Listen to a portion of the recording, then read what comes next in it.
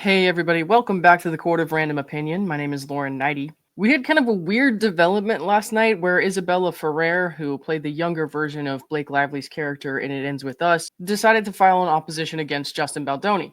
Justin and the Wayfarer parties were seeking permission to serve her by alternative means because they were unable to serve her through the process server, who went to a couple different addresses, and then they also emailed her lawyer twice, who just didn't respond. The filing was surprisingly aggressive and tries to paint Justin as harassing and somehow controlling, saying this is all part of some sort of coordinated campaign against her, using a lot of the same language that Blake Lively uses to describe Justin. And also, it's kind of weird because they decide not to call them the Wayfarer parties. They just decide to refer to everyone as Justin Baldoni. Now, mind you, this is coming from the actress who praised Justin and said that he made it such a good experience and a safe set for her to work on, and had also deleted most, if not all, of her Instagram posts with Blake. She was fine cooperating with the subpoena by Blake Lively back in February, apparently, but this one set her off for some reason, and this was a very aggressive response, and she still hasn't even been served. I went over this whole thing with my friend Elsrich last night, but it got kind of unhinged, so I figured it can't hurt to revisit this morning and give you a little bit of a shorter version. The instant motion for leave to serve third-party Isabela Ferrer by alternative service is yet another attempt by Justin Baldoni and his affiliated entities, collectively Baldoni, to harass non-party Isabela Ferrer and draw her deeper into litigation and disputes that she has done her best to avoid. Like I said, weird that they have decided to collectively refer to everyone as Baldoni rather than the Wayfarer parties. Calling this harassment is kind of insane, given that she's a material witness to a lot of the stuff that happened that's relevant to this case. And yeah, I guess it sucks that she can't avoid being involved, but like I said, if you're a material witness to this stuff, what do you expect? So here they're saying she responded to Blake Lively's subpoena in February, and it was about the allegations that Justin included in his original complaint. So the complaint that Justin made against Blake is not in play right now. He's now defending himself against Blake's claims. So he's going to be looking for information that would be relevant to that. Ms. Ferrer tendered a demand for indemnity to It Ends With Us Movie, LLC, as mandated in her day/weekly player contract for theatrical motion pictures, the acting agreement. So the issue with that is that she asked Wayfarer to indemnify, but then there was some expectation by the Wayfarer parties that they would then control the response. Whereas she was saying, no, I want full control over this. I'm going to hire my own attorneys. I'm going to give the response that I want to give. Or that's like kind of the best way that I could sum that part up. I'm not going to get into that too much just because it's not really my area. Here's where this starts to get really insane. From that point forward, Baldoni has tried to manipulate, threaten, control, and otherwise act inappropriately towards Ms. Ferrer. And this is absolutely ridiculous. In fact, Baldoni's legal team has gone as far as citing a phony case, which Ms. Ferrer's counsel discovered as an AI hallucination to support a frivolous legal position. But it did not stop there. The filing of the instant motion is yet another attempt to manipulate the press, to create havoc on a young, up-and-coming, and talented actress. Ma'am,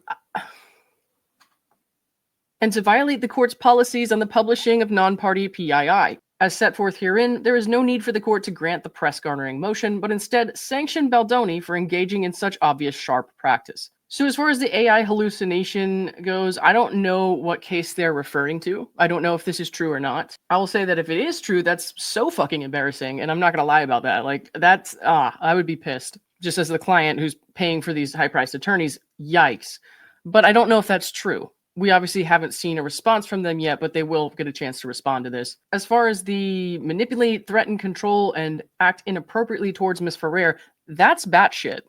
As a lot of other people have said, there does seem to have been some cooperation with the Lively parties, and the language used in this filing is a little bit telling to me. Calling him threatening and inappropriate is bizarre to me. And it was completely unnecessary. Like, you can argue all the points you're trying to make here and not act like this. Here they're saying that Justin and the Wayfarer parties didn't even try to make an effort to determine Isabella's address or demonstrate at all that Isabella has tried to avoid personal service. Like I said, they tried multiple addresses that were supposedly hers. They tried to get the lawyer to accept service on her behalf 2 times. He did not respond. And then he files this on her behalf, which is very odd. Maybe it's not odd if you ask somebody who's in the legal practice who sees this all the time, but I'm not, right? So from a public standpoint, what the fuck? Unfortunately, the motion is just the latest in a broader pattern of conduct by Baldoni to bully Ms. Ferrer.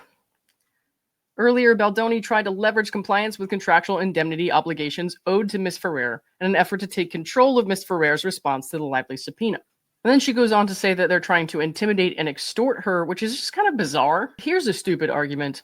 Although her role in the film was important, she only spent 4 days on set and was paid a small sum for her work. She has little to do with the operative facts and events of this case. Okay, lady. But that has not stopped her from being pulled into the dispute by Baldoni in a number of different ways. First of all, you just said that Blake Lively was the one who pulled you into this, like, whole ordeal. Like, what are you talking about? Second, we know that the press tour and everything leading up to the film was just as important as what actually happened on the set of filming. Here she's complaining that Justin had included screenshots of their text messages in his complaint. Not surprisingly, some of the text messages Ms. Ferrer sent Baldoni were very positive and included the types of comments one would expect from a young actress to make to the director and producer of her first feature film. Baldoni used these texts to craft the narrative that after Ms. Ferrer spent substantial time with Lively during film promotions, Ms. Ferrer felt compelled to shun Baldoni in repudiation of her warm words. Where's the lie? Baldoni's complaint made no other allegations that directly reference Ms. Ferrer. Baldoni's lawyer-crafted narrative is far from reality or the true facts. Those are real text messages. Those were your words, babe. What the fuck are you doing? But nonetheless, it created a situation where even those minimal allegations were enough to drag Ms. Ferrer into this litigation. Jesus! Stated more bluntly, Baldoni appropriated Ms. Ferrer's narrative without her permission, simply to create a self-serving image for the public and the press. That is the stupidest thing I've ever heard. Appropriated her narrative? You said the things that you said to him. To try to turn around and use that as a weapon is insane. Ironically, the allegations against Baldoni are those that mimic or harass her, and his recent actions surely support that view. Yikes. So she's complaining that this whole issue with the subpoena, which she could have just, accepted service. Her lawyer could have just accepted service, and we wouldn't even know about this right now. But she's saying that this somehow was meant to bring her, like, bad press, make her look bad. No, this makes you look bad. A lot of people were giving her a lot of grace. I feel like with the other cast and stuff like that, I'm like, I don't really want to, I don't know what happened behind the scenes there, so I don't want to judge too harshly. But, like, this is terrible. For her to use her own words about how wonderful he was and how he made it a safe place for her to work and turn around and manipulate that into something to use against him, that is, I just gotta think that she's not a very good person. And that has nothing to do with his subpoena to her or trying to serve her by alternative service, and everything to do with how she's responding to this right now. So the backlash for this one is all of her own making. As with many filings in this case, the motion generated public interest. Ms. Ferrer has felt the effects of the public comments about the motion. For example, an Us Weekly article about Baldoni's motion wrongly asserts that Baldoni explained that Ferrer's lawyer failed to respond to the subpoena, making it seem as though Ms. Ferrer disobeyed a validly served subpoena, even though she has not, and that narrative is utterly false. First of all, these news outlets, they're not paying a whole lot of attention, and they get little details wrong. That's not the Wayfarer party's fault. She actually is an important witness to stuff in this case, so unfortunately she is going to get some publicity from this. But as someone who was recently around in Us Weekly and a lot of these other publications with a terribly unflattering picture of my face, after I never spoke to any of these reporters, I gotta say, you're gonna be all right. I mean, this is an actress, no doubt, with people in her life who know how to deal with this kind of publicity. And I'm just a rando. I have nothing to do with this shit. Blake Lively was just like, hey, I don't like what you said about me. Give me your bank account and credit card numbers.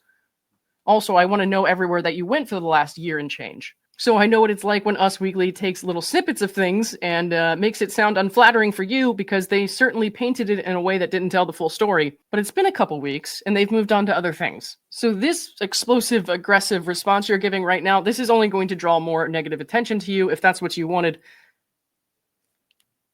Otherwise, you really could have just let this blow over. Sadly, social media has been harsher and harassing, due in part to the fact that the motion publicly discloses what Baldoni claims to be 2 residential addresses for Ms. Ferrer. Now, like I said last night, I think both sides should have been doing a way better job of redacting this kind of information. That's not exclusive to Justin, and he most certainly did not write the motion, so maybe chill a little bit with all the stuff you're throwing at his name. Some social media posters questioned why Ms. Ferrer, as a young actress, was living in a residence valued at more than $1 million.